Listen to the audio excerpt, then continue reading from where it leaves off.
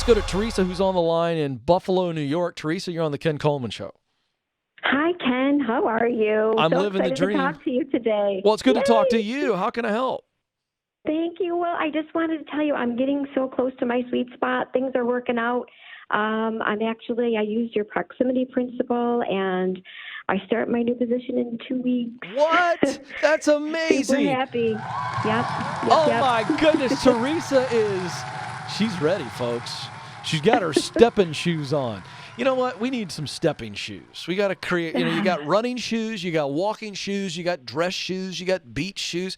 We have to create this fake shoe for our listeners, Madison, and they're stepping shoes. And I just see that Teresa's got some very fancy, sparkly stepping shoes on, and in 2 weeks you step into the dream role. Is that what I'm hearing?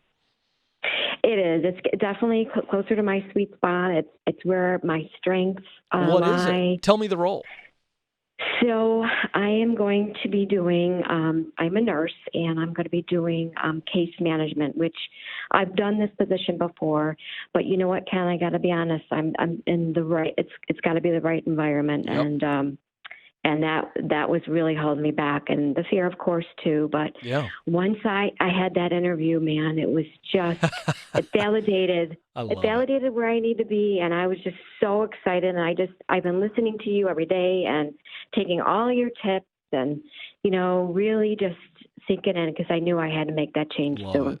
So tell me real quick. Happy. Well, we got a couple minutes. So tell me the 60-second version of how you use the proximity principle. I'm curious. Yeah, absolutely. So I actually reached out to a friend of mine, acquaintance, I should say, in the past. And I, was just say, how's it going? I'm kind of looking to make a change. She had just transitioned to this new position in a new company in January. And she said, it is the best decision. They're always looking for nurses, and you should give it a try. Within a week, I got a call back, and they said, we'd love to interview you. I had 3 interviews. My last interview was on last Monday. It was a 3-hour interview. Wow. It was amazing. Now, I got to ask you, did your friend that you met with, you got in proximity with an acquaintance, which, by the way, I love that it was an acquaintance, folks, because we've talked about that on the show. Most jobs come through acquaintances, not close friends. So did she put in a good word for you as well? She sure did. She sure did. And, that really helps. That makes a difference. Got you the interview. It got me the interview. So it definitely got me where I needed to be, and I was blown away. So if I can just say one thing to your listeners, just be patient and listen to your heart. That is so important. So important. Oh, yeah. Preach, Teresa, preach. Tell them something else. What if they're not, what if they're doing what you're saying, but an opportunity hasn't presented itself? What would you say to them? Oh, keep trying.